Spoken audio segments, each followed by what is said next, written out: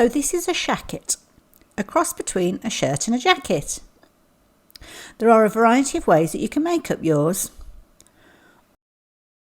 Option 1 is if you choose to use the same fabric throughout.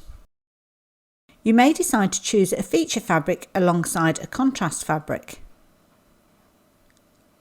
In option 2, the contrast fabric would be used for the collar, yoke, pockets, button band, cuffs, as well as the vertical strips.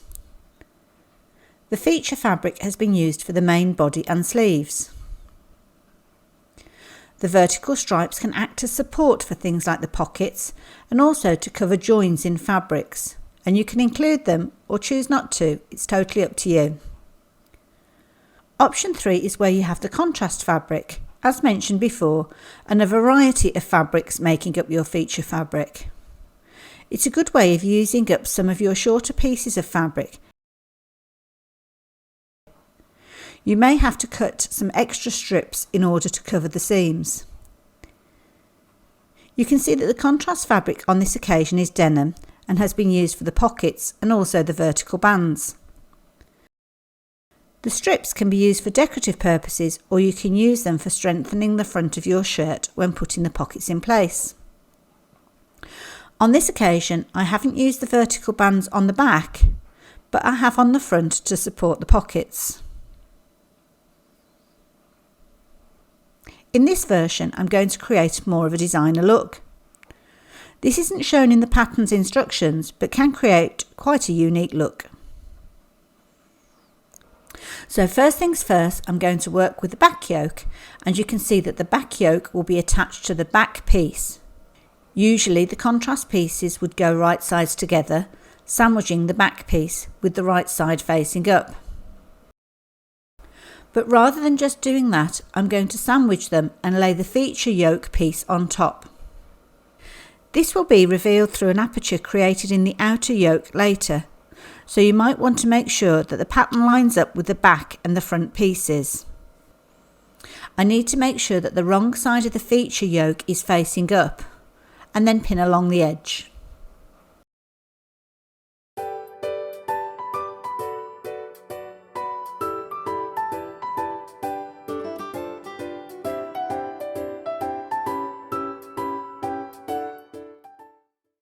Once you've done this, just fold back the pieces before you commit to stitch. That way you can make any alterations and avoid any unpicking.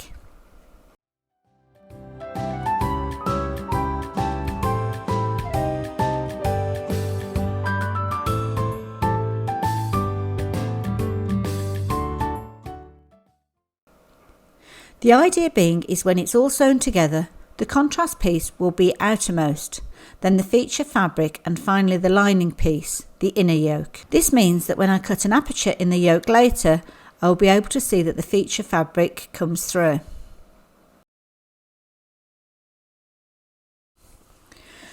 After you've stitched all of the layers together, open up the yoke pieces and press in place.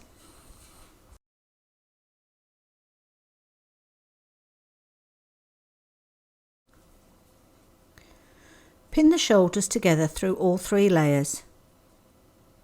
This will prevent the fabrics moving as you top stitch just above the seam that you've sewn.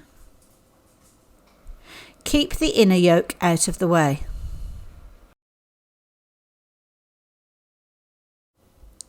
The next thing to do is to mark out the aperture I'm going to cut away, but I just need to do a test on my fabric first. If you're using a heat erasable pen, always make sure that the ink will disappear when you apply the heat. The line is going to be covered with stitches anyway, so you shouldn't see it either way. Measuring in 1.5 inches up from the seam, I'm going to draw a line and finish 2 inches from the armhole edge.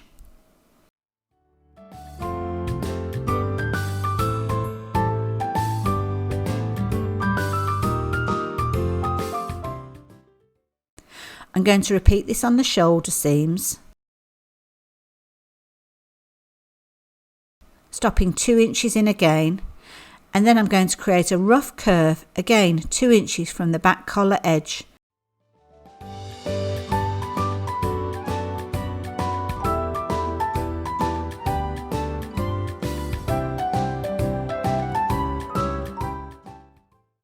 and then join up the lines by the armholes.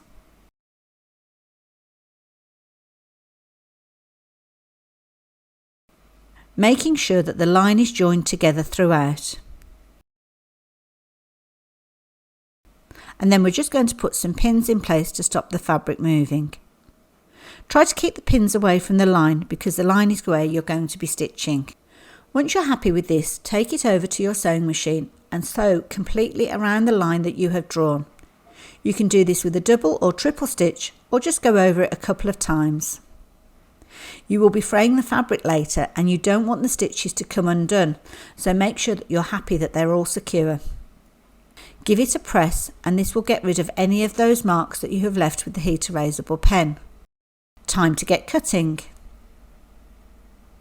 You need to make sure that you're only cutting through the top layer of fabric, so pull the two pieces apart and create a small snip so that you can get your scissors in.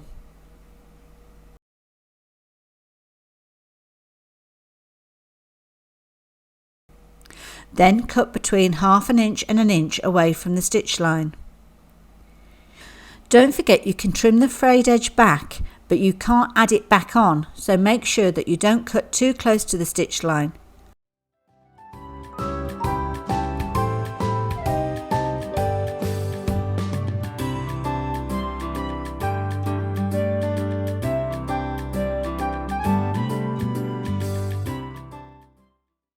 Snipping into the corners will help with the fraying at these points.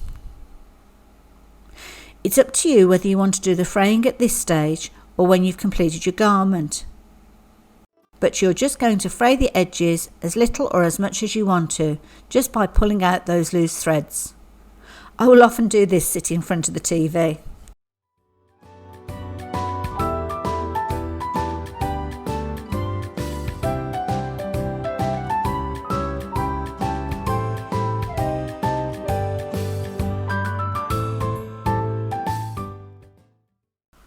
Trim away any excess fabric on the shoulder. This will just help when it comes to putting the sleeves in place.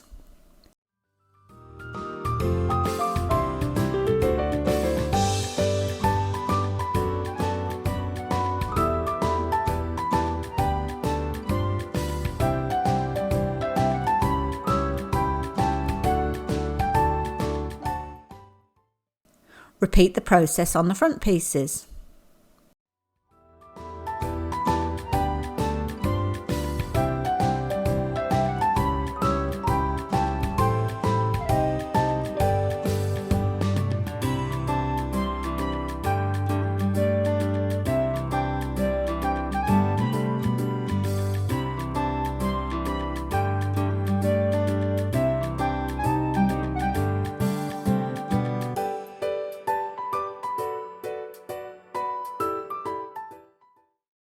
From this point you continue with the construction as per the instructions.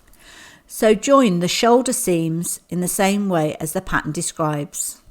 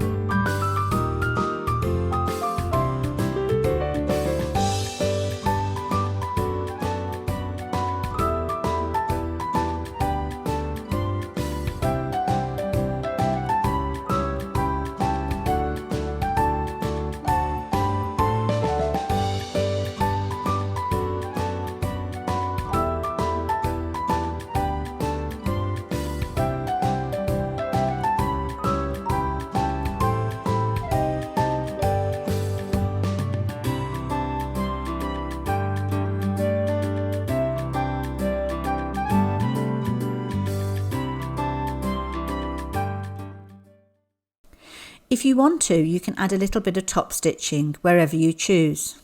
One of the areas that some people worry about is the bottom of the sleeve, and this is where you will use the sleeve placket. You will have cut 2 of these. There is a little mark that you will need to transfer over onto the wrong side of the fabric. I also snip the bottom of the sleeve and the bottom of the sleeve placket along the line that will be cut at a later stage.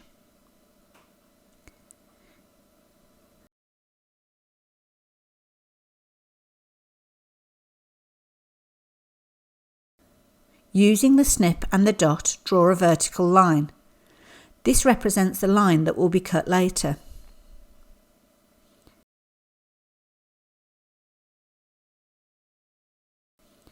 Then, using a ruler, mark roughly 1/4 inch away again.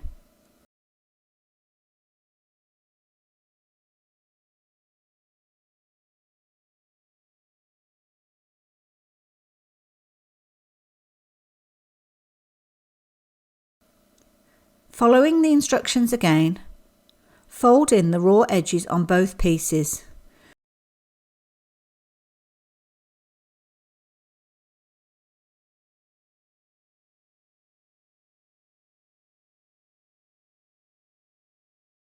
Just be mindful that if you have used a heat erasable pen, that you don't iron over that in the process.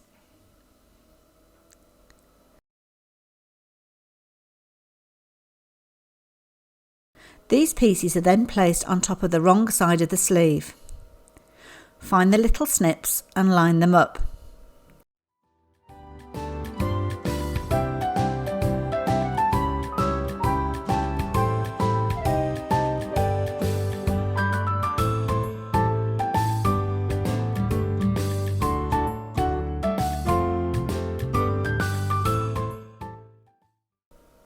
The tall side of the placket will be closest to the centre of the sleeve.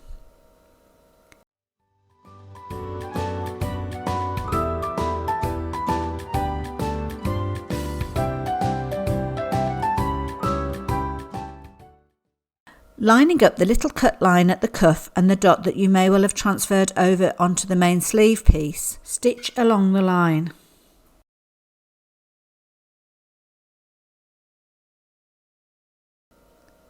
Cut from the cuff edge to the dot and then into the corners. Be careful not to snip the stitches.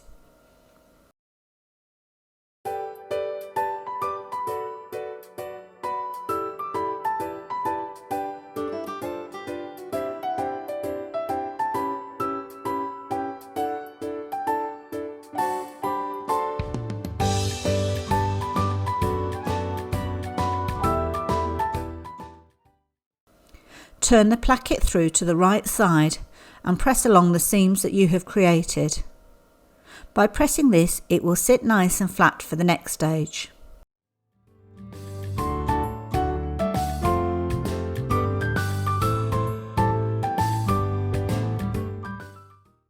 Then you are going to take the folded edge that you created and place it against the stitch line. Press and top stitch in place. Bring the seams together. Fold in half, making sure that the seam line is covered, and again press it to make sure it's flat. You might need to do a bit of wiggling and pressing to make sure it all looks nice and neat.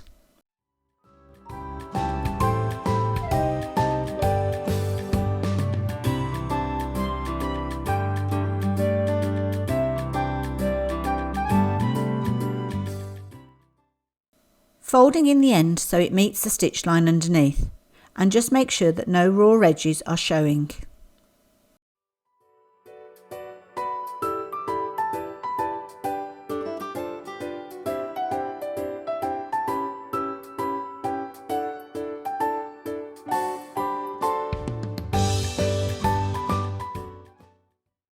You will then top stitch this in place. Up the long side, across the top, down to where it joins the underside of the placket, and across to meet the top stitch line that you have just sewn.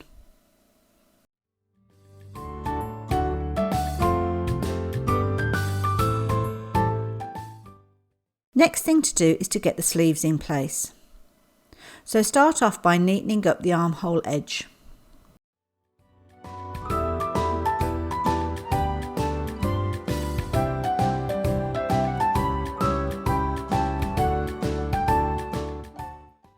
Bring in the sleeve and find the little notches that correspond, 1 notch for the front and 2 for the back. so make sure you get them the right way round or your sleeve will be in back to front. Start by pinning the notches together on the front, on the back, and also the centre mark of the sleeve with the centre of the shoulder.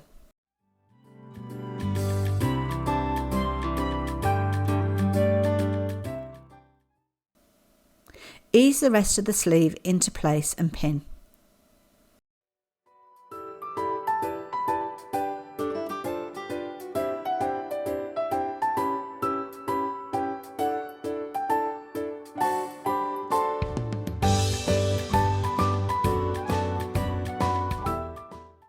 Once you're happy, stitch together.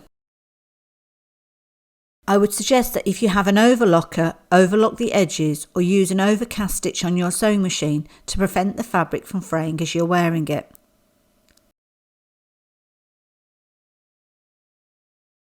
Next thing to do is to pin the side seams and the underarm too.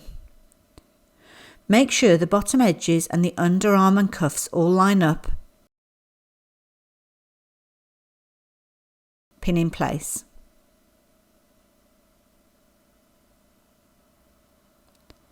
Following the instructions, sew from the bottom edge of the shirt, up the side and down the sleeve.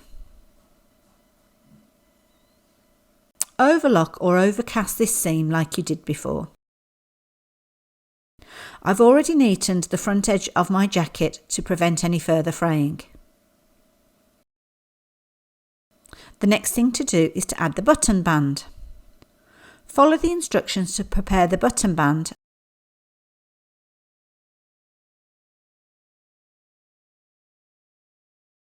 and fold in half along the notch. Take the raw edge and lining it up with the raw edge of your shacket, pin and stitch in place.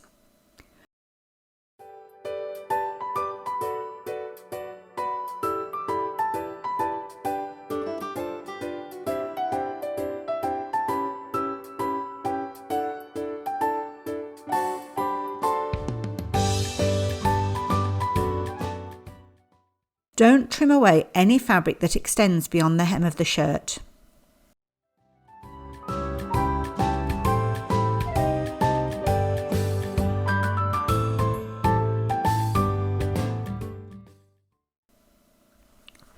Press the seam open.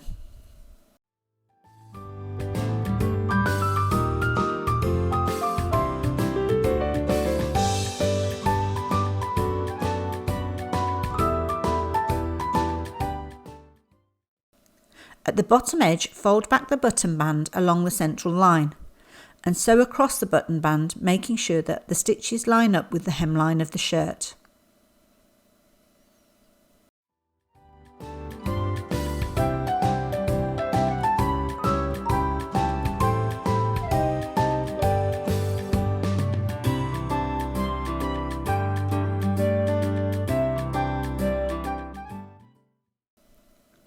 Snip away the corner and any bulk, then fold it back on itself, making sure that you get a nice neat edge to the front of the shirt.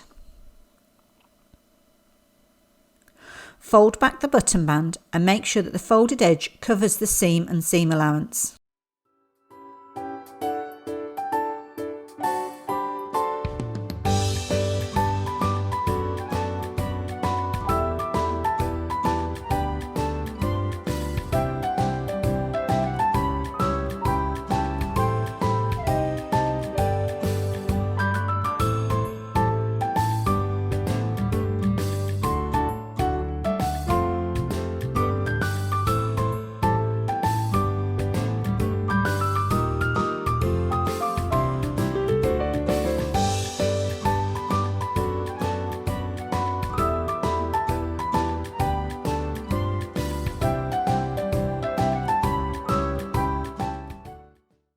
Then it's the turn of the collar.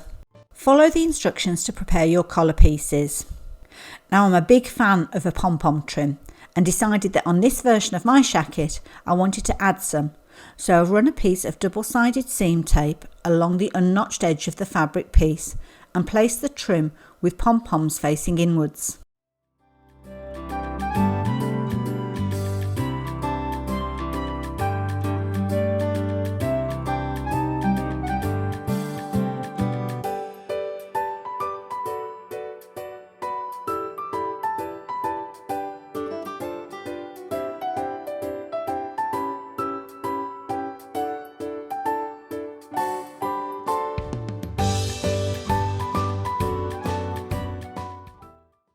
Next thing is to attach the other piece of the collar, right sides together again, lining up the raw edges. Pin this in place.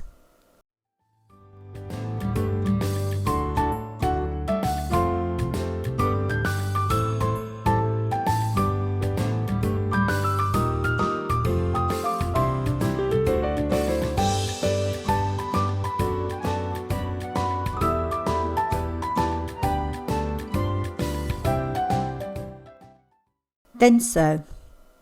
You might want to use a zipper foot to get close to the pom-poms. Clip the corners and turn through, poking out the corners with something like a knitting needle, then press flat.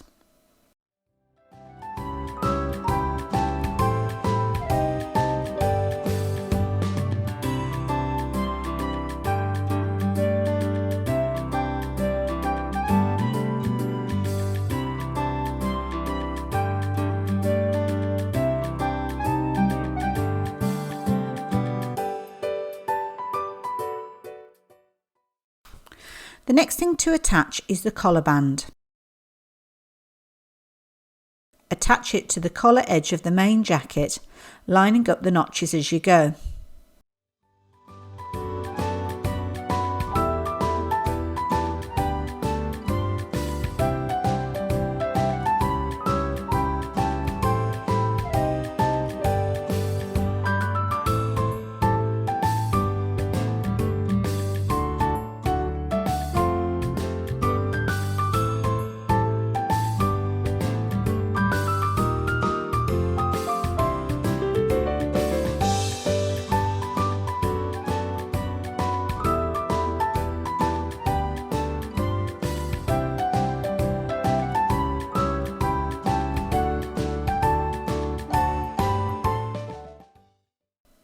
You will find that you'll have some excess fabric left over the edges of the main body, but don't trim this away.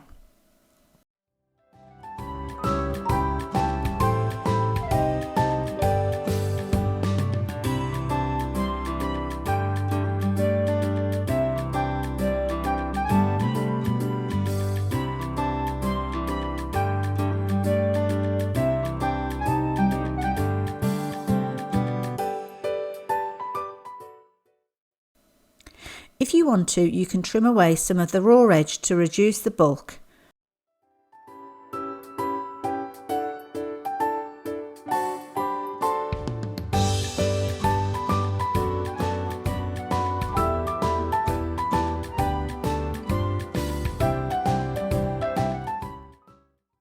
And then clip into the seam allowance too.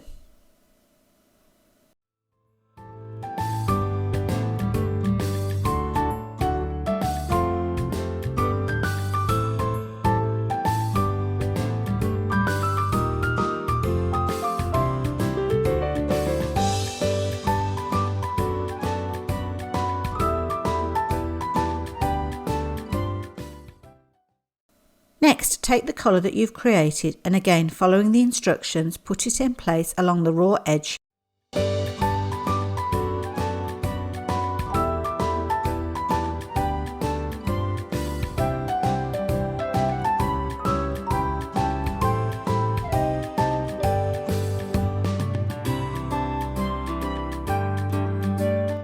Keep your stitches to within the seam allowance so as you don't have to unpick them later.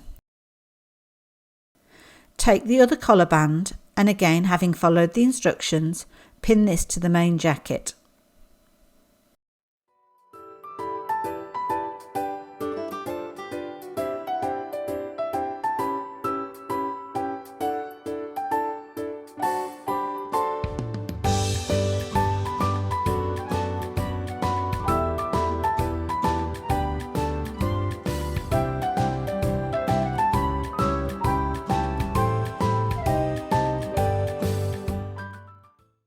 Sew it all together.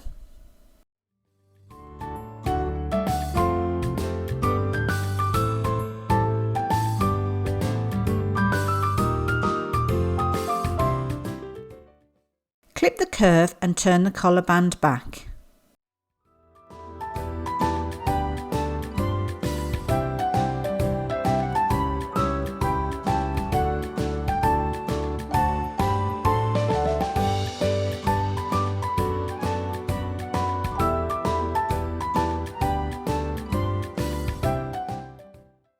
Press it in place.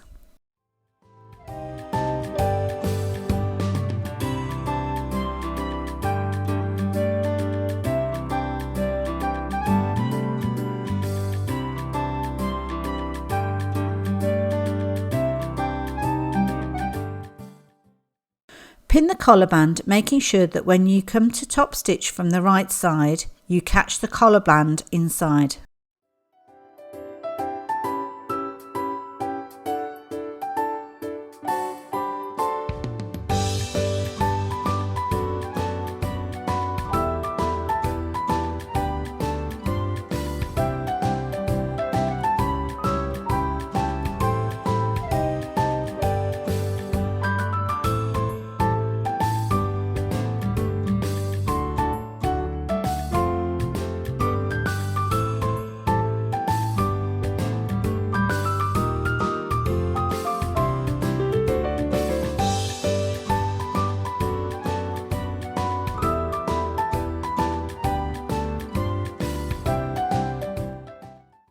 And there you go, you have your collar attached. So let's attach the cuffs to the bottom of the sleeves. Take the two cuff pieces and follow the instructions to put them together. Clip the corners, turn through and press flat.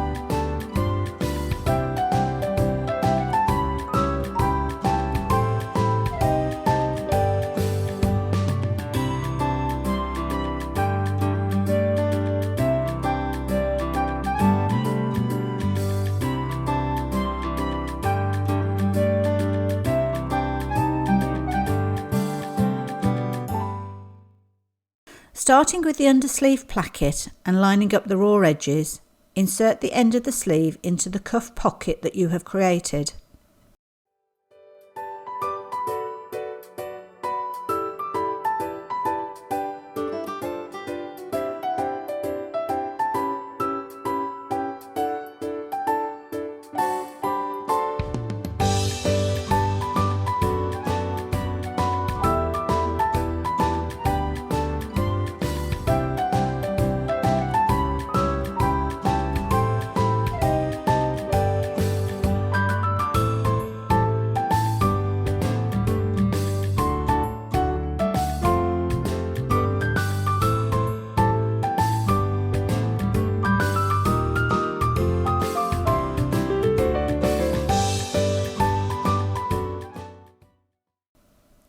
Ease the fabric in, but if you do find that you have a little excess fabric, you can create a small pleat by the upper sleeve placket.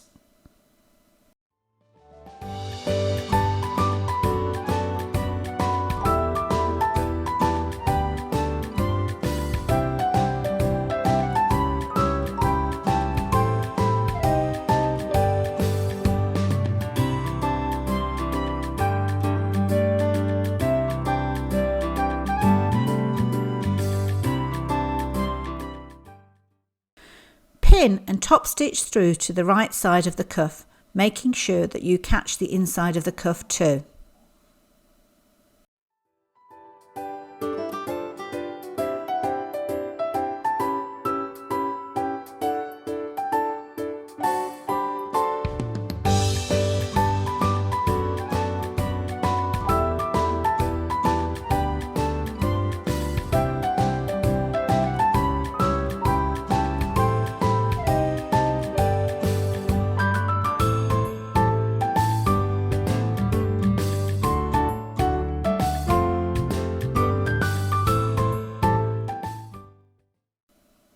So we're nearly finished. The last thing to do is to add the pockets.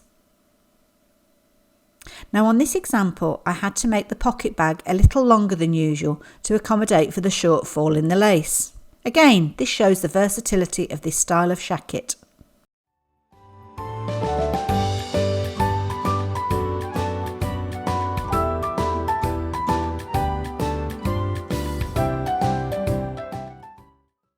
Also make sure that the pockets are as wide as the pocket flaps. Follow the instructions to create your pocket bag.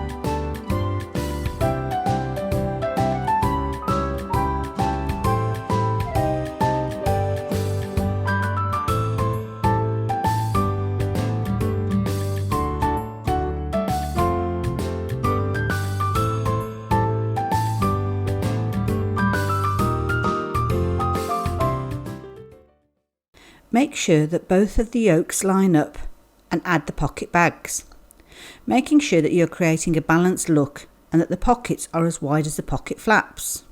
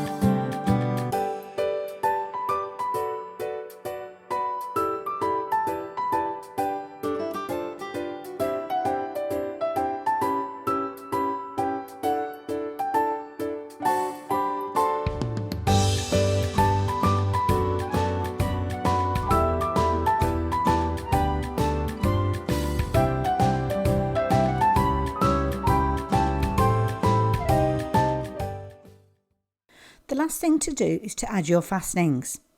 These could be buttons with buttonholes, or my personal favourite are press studs. I think these are the easiest option and very in keeping with the style. Using the pattern pieces as a guide, place markings where the fastenings need to go. They're only a guide, and at the end of the day you can place them wherever you want to. I tend to put mine 4 inches apart. Just make sure that they are an equal distance apart and sit centrally on the button band. Our positioning square is a great tool to use in these circumstances. There are holes which allow you to place your markings at whatever distance you choose.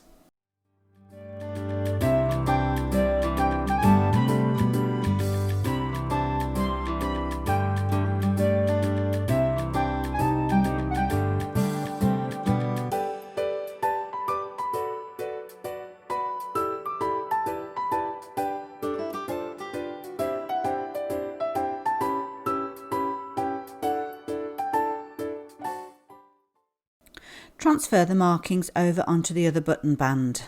I find the easiest method for doing this is to take a pin, push it through the first marking and place another marking where it enters the button band underneath. Use the same technique on the cuffs as well as the pockets. So there you go. I'm sure that this will be the first of many shackets that you will make and that they become a firm favourite of yours. Have fun and don't forget to subscribe to the channel so as you don't miss out on any other videos as they are released.